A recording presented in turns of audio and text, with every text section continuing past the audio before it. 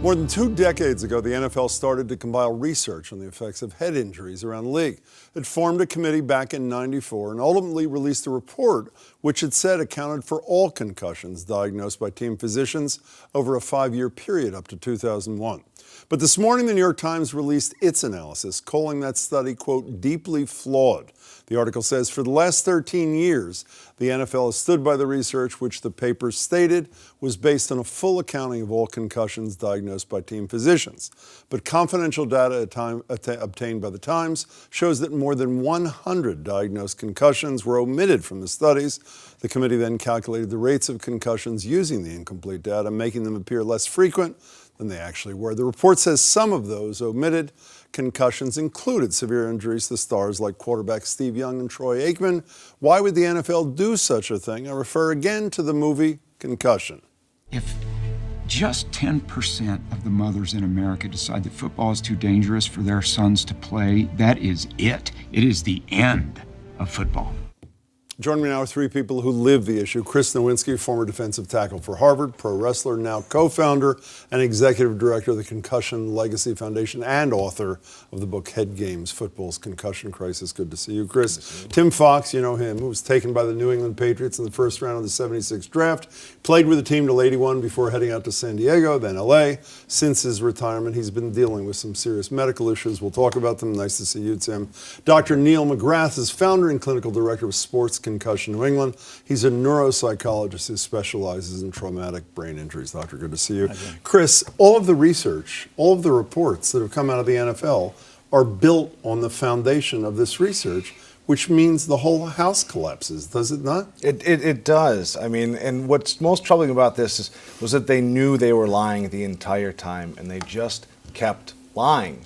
And if you look at this as a national public health issue, this is not just lying to the NFL. This is lying to America, where 5 million children are playing this game because they believe that the NFL's right when they say this is safe. I'm so glad. That's most important to me too. But how do you reconcile this with the fact that just a week or two ago, one of their vice presidents goes before Congress and says for the first time, yes, there is a link between CTE, this progressive degenerative brain disease, and football. How do you reconcile that with this? The more I look back, I think he just made a mistake in front of Congress. Or else he knew this was coming and was trying to soften the blow. Yeah, Doctor, I want to read you a small part of the NFL statement that was released in response to the New York Times story. We'll put it up here if I can. Today's New York Times story on the NFL is contradicted by clear facts that refute both the thesis of the story and each of its allegations. The studies that are the focus of the Times story were necessarily preliminary and acknowledge that much more research was needed. Since that time, the NFL has been on the forefront of promoting and funding independent research on these complex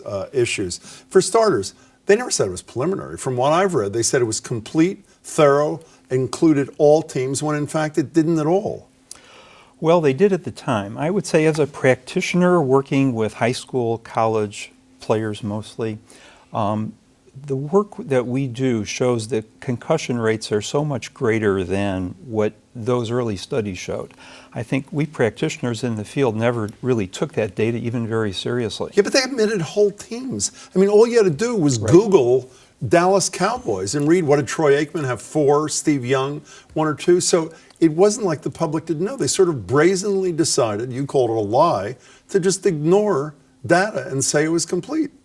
It wasn't. And as Dr. Bob Cantu has said, anybody who sees that there would be concussion data entirely missing for a team for a season would know that the data wouldn't be very meaningful. Which suggests it also is intentional. Is that not a fair statement? Well, intentional, or certainly people who had an agenda. Got it. Look at the smile on your face. You've shown some signs of CTE, have you not, Tim Fox? I feel like I have, yes. Like what? I mean, I've been seeing people on a regular basis to try to get to the bottom of it, and mostly loss of memory, some emotion issues, disorganization, things that I saw. It's just very concerning to me because I came in and played 12 years in the NFL.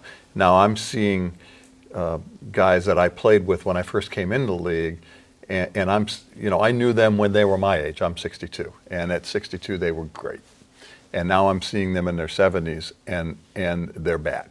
And so I see myself as being worse than they were at 62, and this is where they are, and I know the number of concussions that I've had, and I know what the issues are moving How many forward. did you have?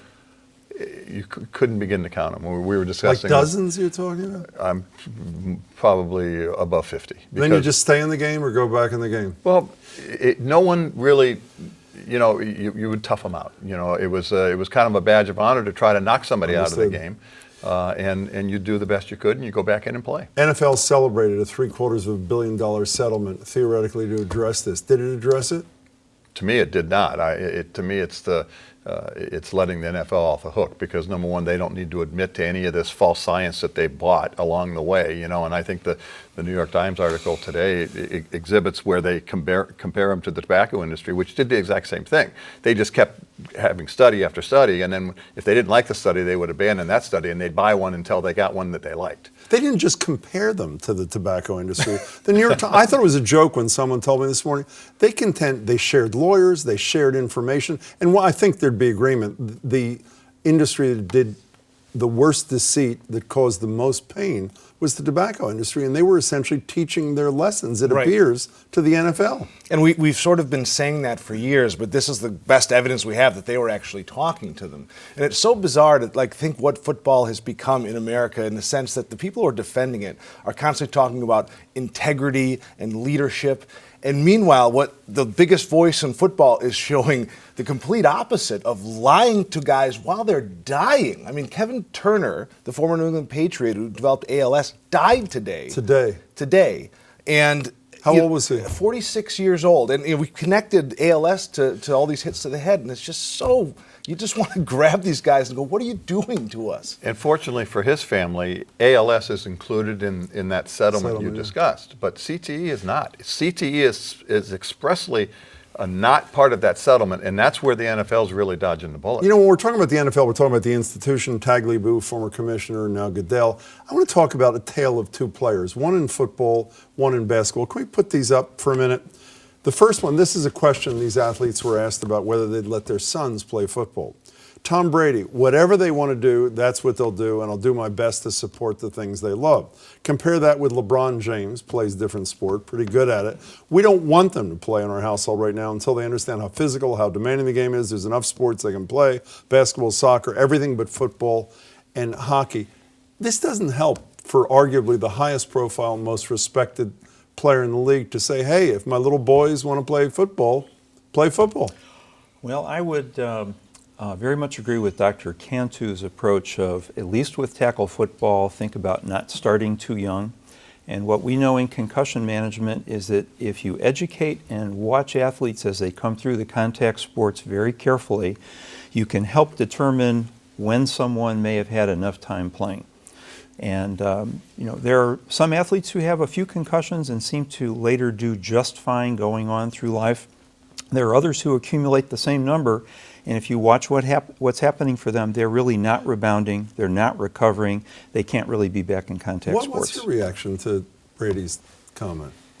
Well, I think it's myopic.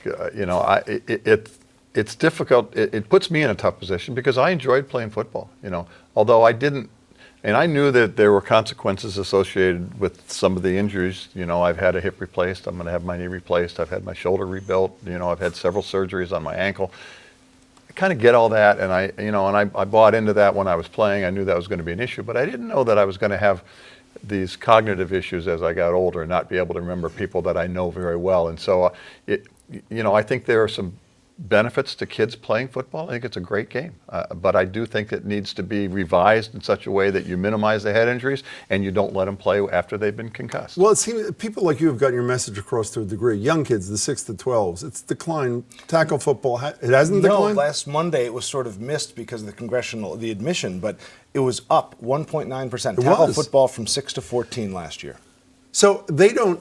So if apparently parents don't care or don't get it, the fans clearly don't care. No. I mean, you can have a guy knock out his fiance, and everybody keeps watching the damn games. Right. So why should the NFL ever tell the truth? There's no consequence for lying. They cut a deal with Tim and his former players. The fans don't seem to care. The parents apparently don't seem to care. Just lie to your heart's content. Keep rolling in the dough. That's the problem we face, is that, I mean, I think we know parents care about their kids, but with the NFL, with this huge big tobacco machine confusing them and saying hits to the head are fine, hit your kid in the head 500 times, they're going to be fine, is tough to fight. And so we've got to get really good with our messaging, and we're increasing our research. Like the stuff that we have coming out this year talking about subconcussive hits and starting young is scary. And hopefully, if we can get enough awareness about this, we'll convince parents to stop signing their kids up until they're in high school. You donating your brain, I read? I am. I haven't officially signed the paper. Which Look at him, look at Chris reminded me of, but yes, you are. I am. Whatever's going to be left of it, they're happy to experiment with. Would you play football and wrestle again? I If you had to do all over again? Wrestling is entertainment, but football, Would you play football? No, I don't think You would not have? I don't think I would. And you were all Ivy, were you Yes. not? At Harvard. Would you play football again? You were not only a great player, he was a good player. You were a great player, but you benefited financially in a lot of other ways. I would probably play again, but I would certainly do a lot of things different. I would never play hurt. And we did that on an ongoing basis, and it was a badge of courage, and it shouldn't be that way. Doctor, good to see you. Tim, good luck to you. Very Thank nice you. to meet you. Chris, great to see you as too. always. Thanks, Jim.